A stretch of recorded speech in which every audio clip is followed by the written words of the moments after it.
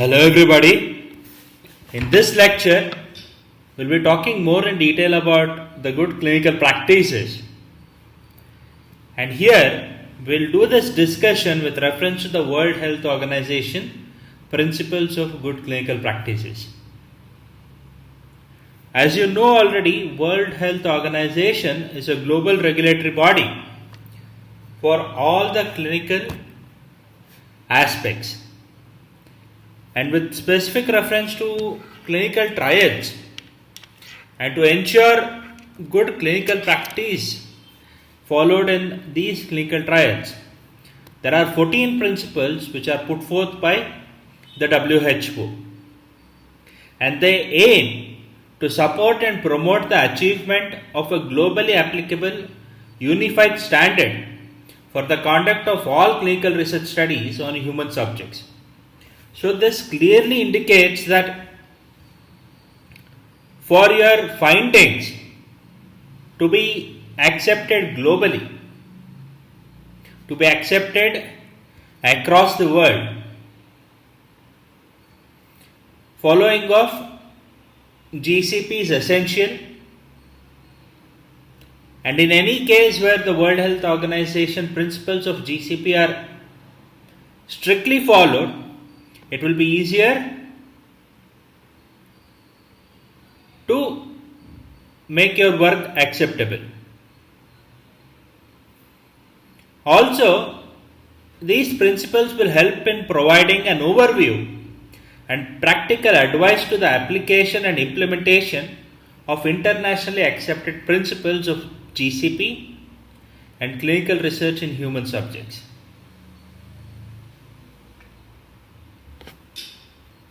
So, here the organization will support the cause for application and implementation of the work that has been followed using the strict GCP regulations. Additionally, it aims at providing an educational and reference tool for anyone interested in or intending to become or already actively engaged in clinical research by providing necessary background and insight into the reasons for requirements of GCP and their effective application. This means that when you take the handbook in which these principles of GCP is given, it will give you an insight of what exactly is needed and why it is necessary to stick on to the GCP regulations. So you as a student, you as a researcher or as a clinician can always back refer to these regulations put forth by the World Health Organization. So this is a standard, easily accessible and simple written tool which can be understood by everybody interested in clinical research. And finally, it will also help editors of journals and textbooks in evaluating the acceptability of the reported research for publication. And regulators who evaluate the work that is carried out or who reviews the work that is carried out for the acceptability of the study, which when it is brought into the market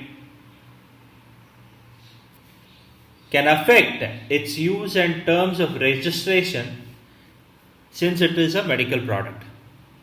So the World Health Organization GCP principles cover everything from the start of the clinical trial to the regulation of the outcome of the clinical trial. So now talking about these principles, the principle 1 goes about like research involving humans should be scientifically sound and conducted in accordance with basic ethical principles which have their origin in the Declaration of Helsinki. Three basic ethical principles of equal importance, namely respect for persons, beneficence, and justice, permeate all other GCP principles. So here, the principle 1 emphasizes the role of ethics in clinical practice, and which has been put forth already by the Declaration of Helsinki. And amongst any of the good clinical practice, the most important will be sticking on to the principles of equal importance, where the volunteer who is working or who is working with you or who is undergoing the experiment for your cause has to be respected adequately, and it will be the researcher's onus or responsibility to make sure that the volunteer gets adequate benefit out of the experiment and also justice to what he has undergone.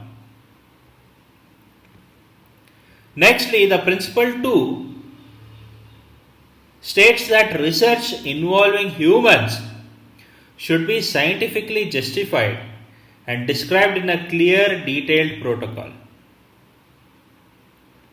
By now we know that human trials or clinical trials are highly regulated.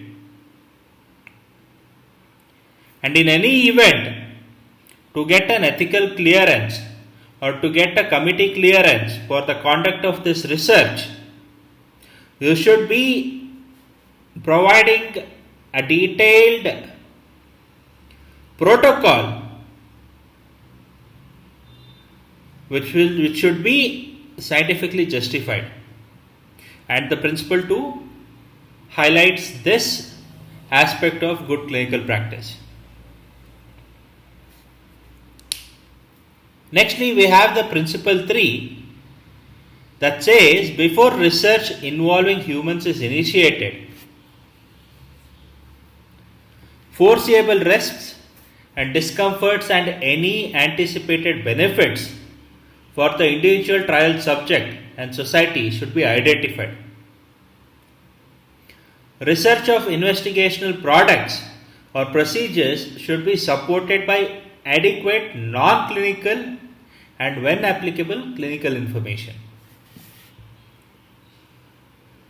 So, according to the World Health Organization Principle 3, before any clinical research is carried out, there should be adequate non-clinical data which provides details of the risks and discomforts and also possible benefits to the volunteer who will be participating. So for non-clinical data, there should be adequate biochemical experiments conducted, cell line studies or cell culture studies carried out, and then animal studies conducted on various organisms to substantiate the findings. And in a few cases, clinical information in the form of trial 1, trial 2 and trial 3 can also be used to gain access to the next level of the research.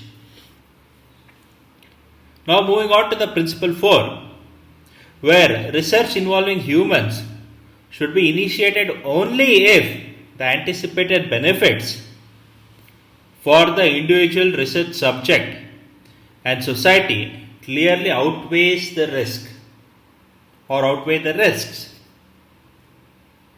Although the benefits of the results of a trial to both science and society should be taken into account, the most important considerations are those related to the rights, safety, and well being of the trial subjects. So, this clearly highlights that any research that is carried out should have more benefits than the risks it can pose. And notwithstanding, at any point, more than how beneficial it is for the science or society, the researcher should remember to maintain the benefits or the beneficial effects to the trial subjects directly. So, it should not just be beneficial to science or society. It should be equally beneficial, and it should provide for the maintenance of rights, safety, and well being of the volunteers who participated in that research.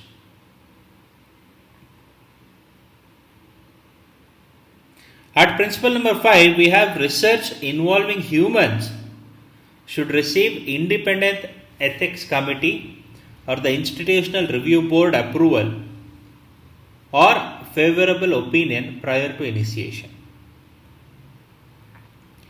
So, before any work is started in the form of a clinical trial, there should be detailed discussion carried out about the prospects of this work and approved by an IEC or an IRB, or they should provide a favorable opinion suggesting modifications of the work to begin with initiation in the best interest of the volunteers who are being subjected to the trial.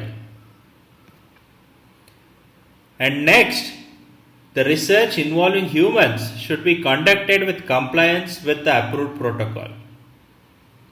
As I told you earlier, a detailed protocol must be given, and this detailed protocol must be approved by the ethics committee or the review board. We know this now. But care must be taken to make sure that there is a strict compliance to the approved protocol only, and no modification of protocol must be carried out while conducting clinical trials. And at 7, there should be freely given informed consent obtained from every subject prior to research participation. And this should be in accordance with the national culture, or if it is happening in multiple countries, in accordance with the national cultures and the requirements. When a subject is not capable of giving informed consent, permission of a legally authorized representative should be obtained in accordance with applicable law.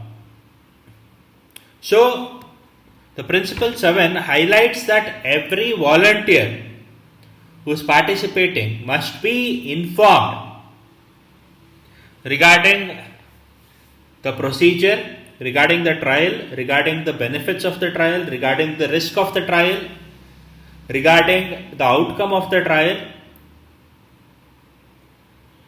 and also such work or such protocols must be standardized according to the national cultures or requirements, so that the national sentiments, cultural sentiments of that particular nation is not heard while carrying out such trials. And in cases where the volunteer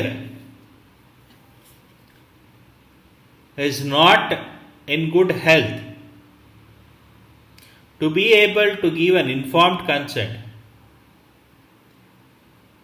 his legally authorized representative, be it parents or be it a legal guardian, be it a local guardian, or be it an attorney, should be able to provide the informed consent on behalf of the volunteer.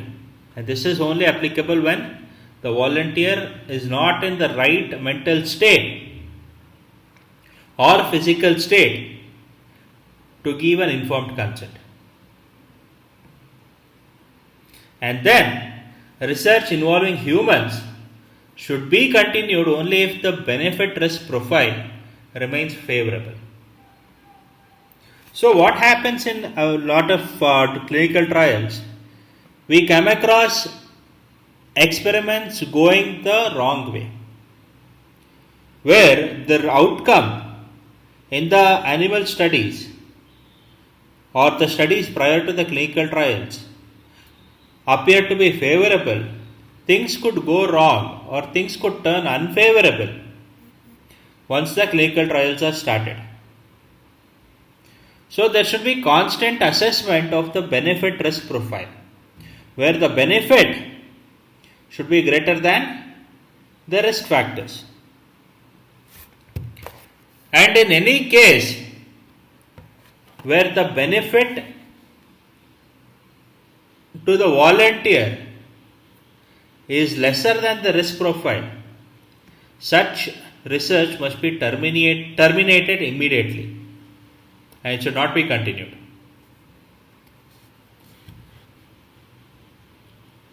Principle 9 highlights that qualified and duly licensed medical personnel should be responsible for the medical care of trial subjects and for any medical decisions made on their behalf.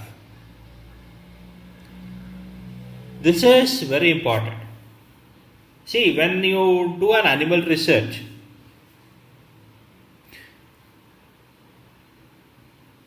there should be a veterinarian present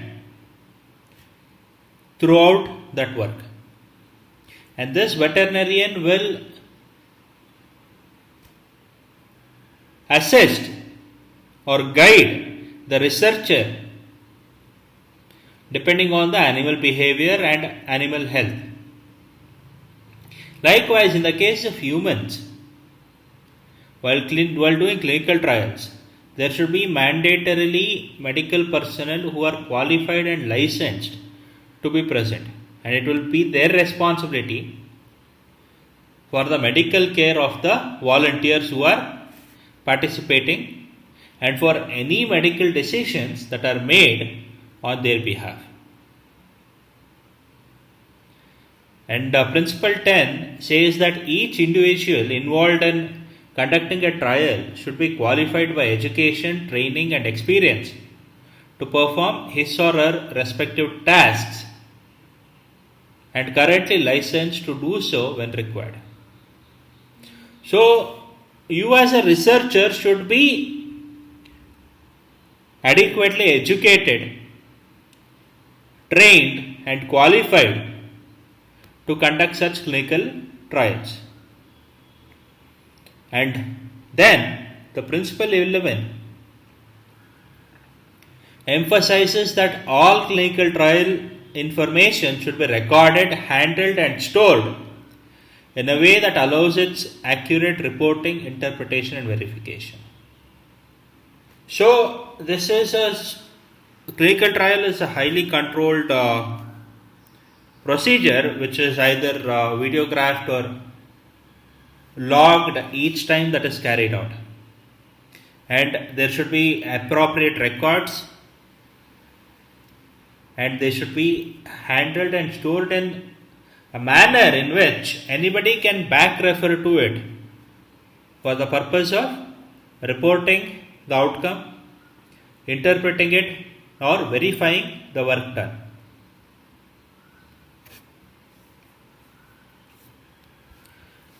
Next, the Principle 12 talks about the confidentiality of records that should or that could identify subjects. They should be protected, respecting the privacy and confidentiality rules in accordance with the applicable regulatory requirements. So, whatever record that was obtained in the Principle 11 or according to the Principle 11 must be confidential and should be accessible only to those qualified people, only for the purposes of reporting, interpretation or verification of the work. Thereby, this will respect the privacy and confidentiality of the volunteer. And next, the Principle 13